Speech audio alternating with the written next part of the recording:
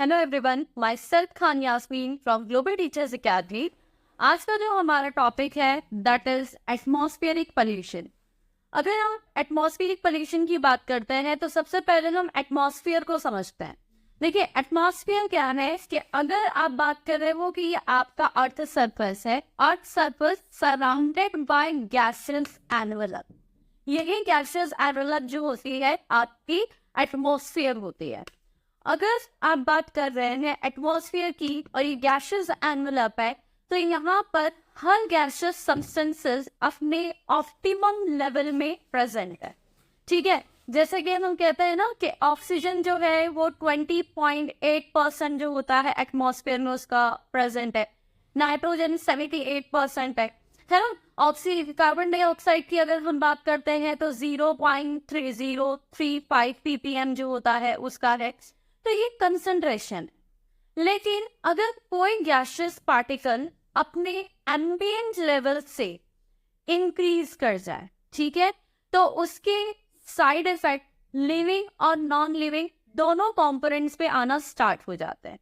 अगर कोई भी मॉलिक्यूल या सब्सटेंसेस किसी भी लिविंग और नॉन लिविंग ऑर्गेनिजम्स को हार्म करता है तो उसी को हम क्या कहते हैं, पॉल्यूटेंट्स कहते हैं। ठीक है, तो जब आप एटमॉस्फेरिक पोल्यूशन की बात कर रहे हैं तो यहाँ पर स्पेशली अगर आप पॉल्यूटेंट की बात करें जो कि पोल्यूशन कॉज करते हैं, pollution causing agent known as pollutant.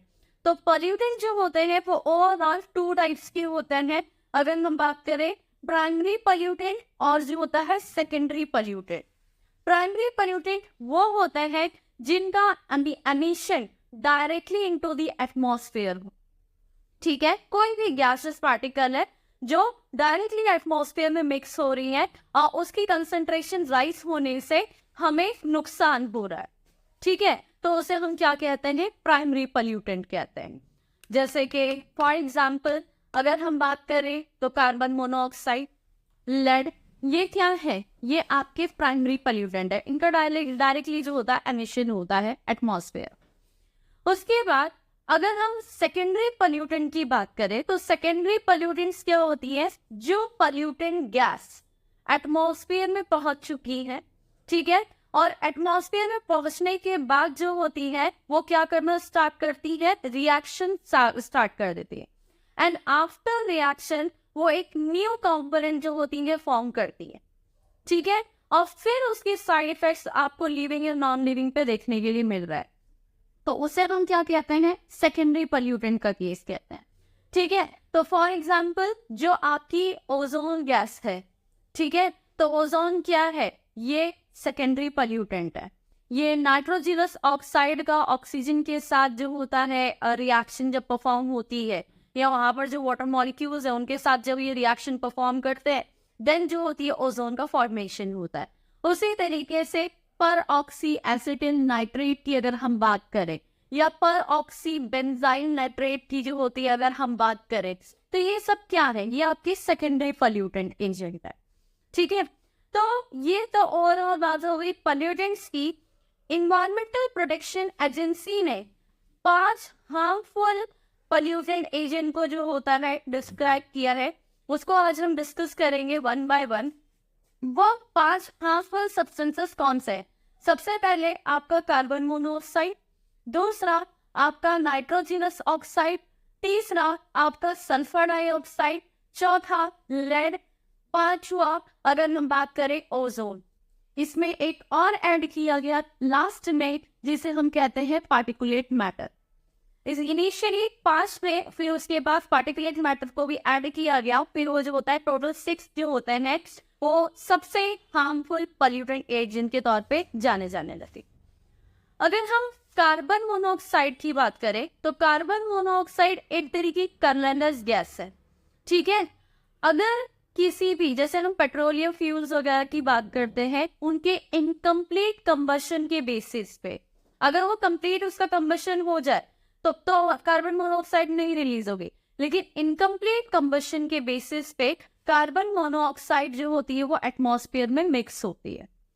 Carbon monoxide सबसे ज्यादा हार्मफुल इसलिए मानी जाती है कि अगर वो फॉर एग्जांपल ह्यूमन बॉडी में एंटर कर जाए तो इसकी एफिनिटी सपोज कीजिए कि ये हीमोग्लोबिन है।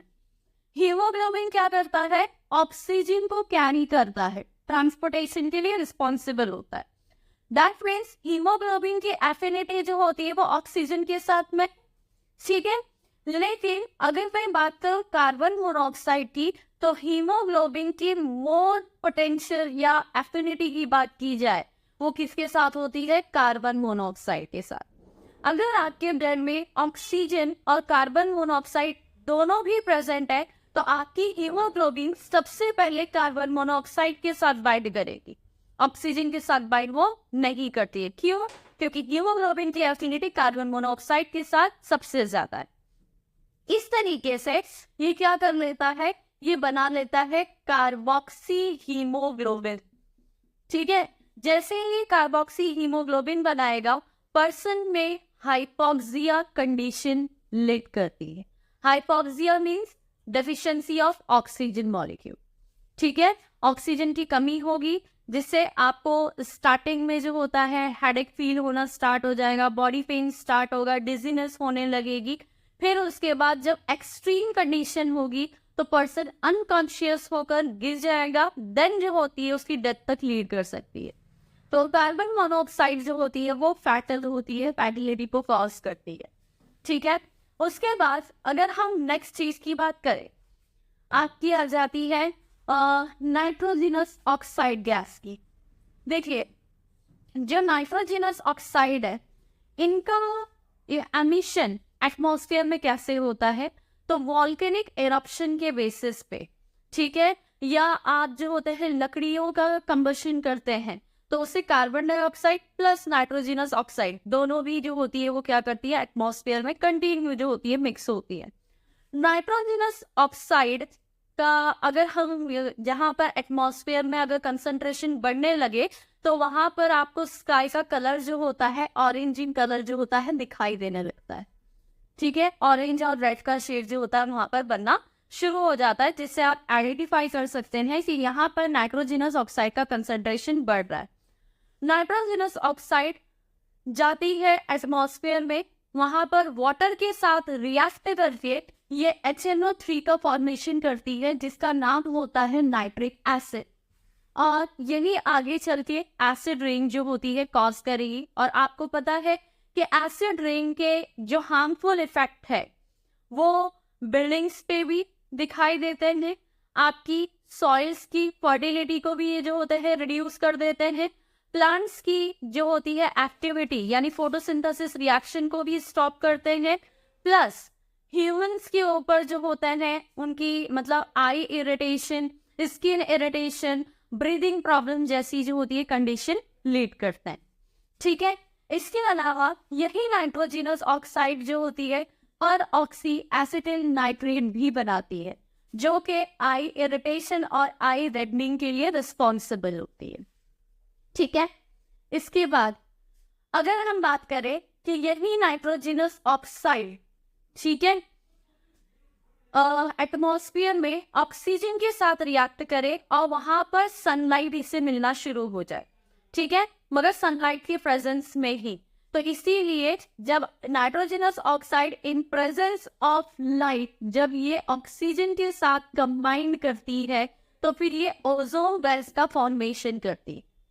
तो इसीलिए हम इस रिएक्शन को फोटोकेमिकल रिएक्शन कहते हैं। और फोटोकेमिकल रिएक्शन के बेसिस पे ओजोन का फॉर्मेशन हो रहा है, इसीलिए इसे फोटोकेमिकल ओजोन भी बोला जाता है। इसकी सबसे पहले डिस्कवरी जो है वो लॉस एंजलिस में हुई थी, इसीलिए हम इसे जो होता है लॉस एंजलिस स्मॉग भी कहते हैं, ठीक है, लॉस एंजलिस स्मॉग। देखिए स्मॉग एक्चुअल में है क्या? तो स्मॉग जो होता है एक्चुअल में ये स्मोक प्लस फॉग जब मिलते हैं तो वो स्मॉग बनाते हैं, ठीक है। तो ये जो है ये एक्चुअल में ये जो ओजोन ये बैड ओजोन बन रहा है, ये स्मॉग का फॉर्म है। इसी और इसकी डिस्कवरी लॉस एंजलिस में हुई थी, इसीलिए हम इसे लॉस एंजलिस स्मॉग बोलते हैं। इन प्रेजेंस ऑफ ऑक्सीजन हो रहा है, इसीलिए हम इसे ऑक्सीडाइजिंग स्मॉग भी कहते हैं। ठीक है, that is the basic difference in London smog and Los Angeles smog. ठीक है, तो ये आपको की पॉइंट्स हैं, oxidising, photochemical, Los Angeles smog, ये आप लोगों को जो होता है ध्यान रखना है। ठीक है, इसके बेसिस पे पर्सन को जो होती है अस्थमा, ब्रोंकाइटिस और जो होती है रेस्पिरेटरी इरिटेशन जैसी प्रॉब्लम जो होती है वो फेस करनी होती है। ठीक है, उसके बाद अगर हम नेक्स्ट केस की बात करें तो नेक्स्ट केस आपका है सल्फर डाइऑक्साइड। ठीक है, जब आप सल्फर डाइऑक्साइड की बात करते हो तो सल्फर डाइऑक्साइड अगेन वाटर के साथ रिएक्ट करता है और ये बनाता है H2SO4 sulphuric acid, and sulphuric acid is responsible for acid rain. Acid rain के बारे में मैंने अभी आपको एक्सप्लेन किया, यानी सल्फ्यूरिक एसिड और HNO3 दोनों जब मिलते हैं तो ये pH को जो होते हैं चेंज कर देते हैं, जिसकी बेसिस पे आपकी एसिड रेन होना स्टार्ट हो जाती है। ठीक है, यहाँ पर pH जो होता है वो 5.5 से लेकर जो होता है वो 4.5 तक की जाता है, जिससे एसिडिटी रेंज की बढ़ जाती है और फिर एसिड रेन जो होता है वो आता है। आप लोगों ने देखा होगा कि एसिड रेन की बेसिस पे ही जो होता है ये आपके आगरा का जो ताजमहल है इसकी मार्बल्स जो होती है वो ब्लैक वगैरह होने लगी थी। ठीक है, वो उसी तरह की फैक्ट है। सल्फर डाइऑक्साइड अगर मतलब बहुत ज्यादा एमिशन हो, इसका भी एमिशन वॉल्केनिक इरप्शन के बेसिस पे होता है। ठीक है, और वॉल्केनिक इरप्शन से हो रहा है तो ये येलोइश कलर का होता है। ठीक है, और इसकी जो स्मेल होती है वो रॉटन एग जैसी यानी सड़े हुए अंडे जैसी होती है। तो अगर सल्फर डाइऑक्साइड का कंसंट्रेशन एटमॉस्फेयर में बढ़ेगा तो स्मेल से पता चल जाता है कि ये कैसा, मतलब यहाँ पर सल्फर डाइऑक्साइड का कंसंट्रेशन बढ़ रहा है। इससे पर्सन को जो होती है वो ब्रीदिंग प्रॉब्लम, स्किन इरिटेशन जैसी प्रॉब्लम जो होती है वो फेस करनी होती है। ठीक है, फिर नेक्स्ट केस आपको जो देखना है, अच्छा हाँ एक चीज और है कि जब सल्फर डाइऑक्साइड अगेन ऑक्सीजन के साथ कंबाइन करता है, लेकिन यहाँ पर हमें किसी भी लाइट की नीड जो होती है नहीं होती है। ठीक है, लेकिन हाँ यहाँ पर इलेक्ट्रॉन और प्रोटॉन की जो होती है वो नीड होती है। तो वो क्या करता है, इसके साथ जब रिएक्शन होता है तो यहाँ पर ये ओजोन बनाता है, लेकिन ये जो प्रोटॉन्स था यानी H2O था, H2O के साथ जब ये रिएक्ट कर रहा था तो उसके साथ रिएक्शन के बाद जो होता है जो ये ओजोन का फॉर्मेशन हुआ, ठीक है, तो इसे हम नाम से जानते हैं लंदन स्मॉग के। और यहाँ पर प्रोटॉन की जो होती है वो यूज हुआ है, तो प्रोटॉन के यूज होने के बेसिस पे जो होता है ये ओजोन का फॉर्मेशन हुआ है, इसीलिए हम इसे रिड्यूसिंग स्मॉग भी कहते हैं। ठीक है, तो ये चीजें आपको जो होती है ध्यान रखनी है कि रिड्यूसिंग स्मॉग, लंदन स्मॉग किसके बेसिस पे बनता है, तो ओजोन का फॉर्मेशन हो रहा है जब सल्फर डाइऑक्साइड जो होती है वो रिड्यूस होती है और रिडक्शन के बाद जो होती है ओजोन का फॉर्मेशन करती है। ठीक है, उसके बाद आपका नेक्स्ट केस आता है लेड। अगर हम बात करें तो पहले जो होता है एज ए फ्यूल गैसोलीन को यूज किया जाता था। गैसोलीन में बेंजीन रिंग होती थी, ठीक है, और उसके कंबशन के बेसिस पे ह्यूज अमाउंट में लेड जो होता है वो एटमॉस्फेयर में मिक्स होता था। ठीक है, लेड सबसे ज्यादा टॉक्सिक माना जाता है क्योंकि अगर ये हमारी बॉडी के अंदर जाता है तो ये न्यूरोमस्कुलर डिसजंक्शन जो होता है कॉज करता है, या न्यूरोमस्कुलर इरिटेशन या प्रॉब्लम जो होता है वो लीड करता है। इसमें अगर सपोज कीजिए कि ये इतना ज्यादा खतरनाक होता है कि अगर कोई फीमेल प्रेग्नेंट है और वो उस टाइम पे उसकी बॉडी में लेड का कंसंट्रेशन जो होता है वो बढ़ रहा है, तो वो बेबी का ब्रेन डेवलपमेंट प्रॉपरली होने नहीं देगा, जिससे जो बेबी होगा वो मेंटली रिटार्डेड होगा।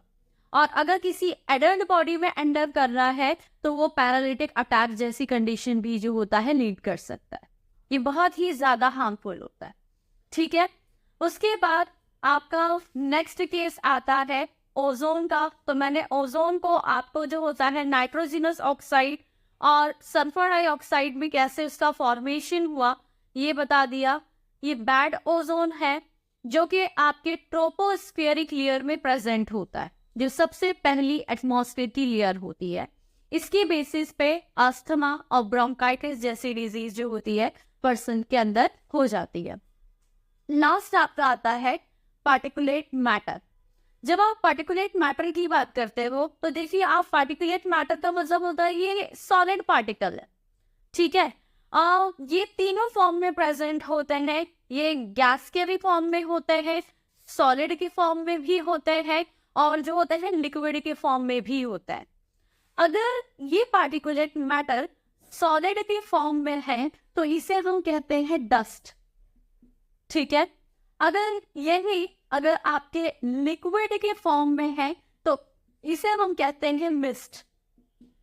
अगर ये जो होता है गैस फॉर्म में प्रेजेंट है तो इसे हम कहते हैं फ्यूम्स, ठीक है। ये तीनों वर्ड आपको जो होता है ध्यान रखने हैं। इसके बाद यहाँ पर जो होता है हम लिखते हैं PM10 यानी पार्टिकुलेट मैटर 10, या आपने देखा होगा कि इसके आता है PM2.5। तो ये एक्चुअल में नंबर का मतलब क्या है? ये नंबर उस पार्टिकल के डायमीटर को बताता है कि ये कितना मतलब जो होता है बड़ा और कितना छोटा है। तो अगर हम 2.5 की बात कर रहे हैं तो एक्चुअल में हम 2.5 माइक्रोन की बात कर रहे हैं। उसका डायमीटर जो होता है सबसे कम है, और 10 जो होता है ये थोड़ा सा बड़ा है, ठीक है।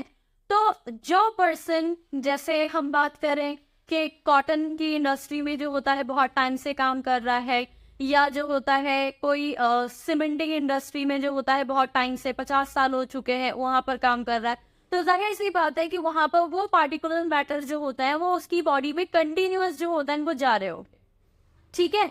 और अगर कोई पर्सन सीमेंटिंग इंडस्ट्री में 50 साल से ज्यादा हो चुका है तो वो पार्टिकुलेट मैटर जो होता है वो उसके लंग्स के अंदर डिपॉजिटेड हो चुके होंगे, और लंग्स के अंदर अगर वो डिपॉजिटेड है तो वो वहां पर लंग कैंसर जैसी डिजीज जो होते हैं कॉज करते हैं।